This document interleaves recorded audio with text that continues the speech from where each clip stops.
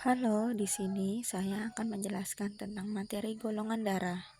Pertama-tama, perkenalkan nama saya Natasha Eka Putri Priyanto dari kelas 12F. Kalian tahu nggak sih apa itu darah? Darah adalah cairan dalam tubuh yang berfungsi untuk mengantarkan hormon, nutrisi, dan oksigen ke seluruh tubuh manusia.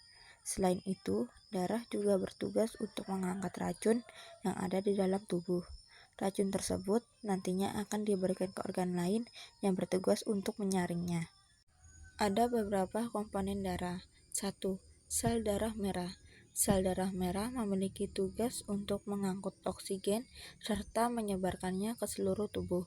Melalui sel darah merah, oksigen yang dibutuhkan oleh tubuh akan terpenuhi dengan baik. 2. Sel darah putih. Sel darah putih memiliki fungsi sebagai antibiotik. Artinya, sel darah putih akan melawan penyakit yang bisa saja menyerang tubuh manusia. Sel darah putih biasanya akan digunakan untuk menjaga kekebalan tubuh manusia. Jika seseorang kekurangan sel darah putih, hal itu akan mengakibatkan orang tersebut mudah merasa lesu, letih, atau lelah. 3. Plasma darah. Sel darah lainnya yaitu plasma darah. Plasma darah berwarna agak kekuning-kuningan. Akan tetapi warna kuning yang ada pada plasma darah ini jernih dan bening. Plasma darah juga memiliki beberapa zat yang bermanfaat untuk tubuh manusia. Zat-zat yang dibawa oleh plasma darah adalah mineral, hormon, antibodi, karbon dioksida atau zat sisa, dan sisa pembongkaran protein dari plasma darah ini yang akan mengangkut sisa zat-zat yang tidak berfungsi tersebut. Kemudian zat-zat itu akan diserap pada usus halus. 4. Trombosit. Trombosit bukan merupakan sel darah yang sebenarnya, serta ukurannya pun sangat kecil. Komponen darah trombosit sering dikenal oleh banyak orang dengan istilah keping darah. Meskipun ukurannya kecil, tetapi trombosit ini berfungsi untuk menutup luka. Kalian tahu nggak sih apa golongan darah itu? Golongan darah adalah sistem klasifikasi untuk menggolongkan darah berdasarkan keberadaan antigen atau antibodi pada permukaan sel darah merah.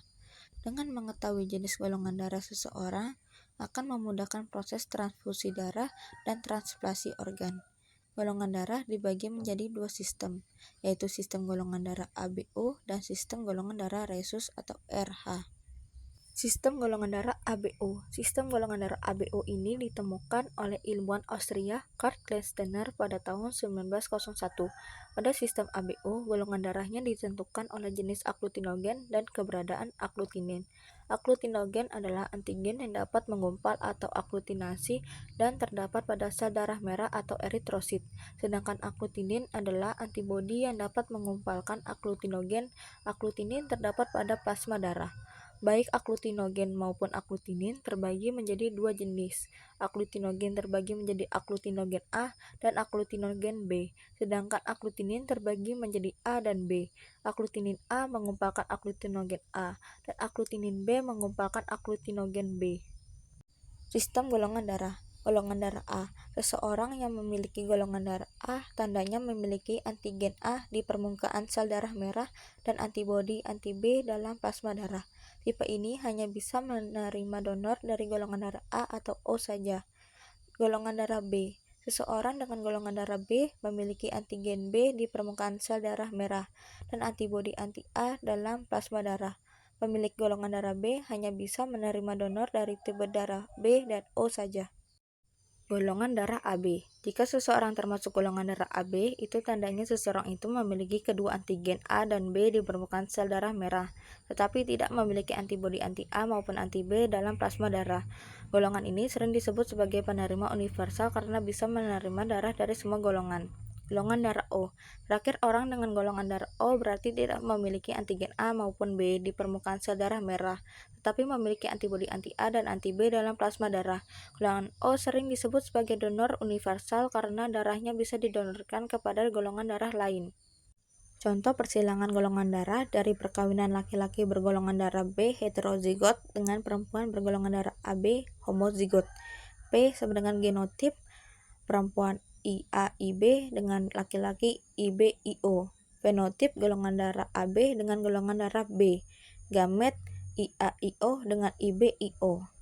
F1 IA dengan IB menjadi IAIB. IB dengan IB menjadi IBIB. IA dengan IO menjadi IAIO. IB dengan IO menjadi IBIO. IAIB sama dengan golongan darah AB 25%. IAIO sama dengan golongan darah A 25%. IBIB dengan IBIO ialah golongan darah yang sama, yaitu golongan darah B dengan 50%. Kesimpulan, dapat kita ketahui bahwa golongan darah ada 4 macam, yaitu A, B, AB, dan O. Dan juga kita dapat pahami bahwa sistem golongan darah ABO sangat penting dalam bidang kesehatan, terutama dalam transfusi darah. Dengan mengetahui golongan darah kita dan orang lain, kita dapat menghindari risiko komplikasi yang serius. Thank you for watching everyone. See you next time. Bye-bye.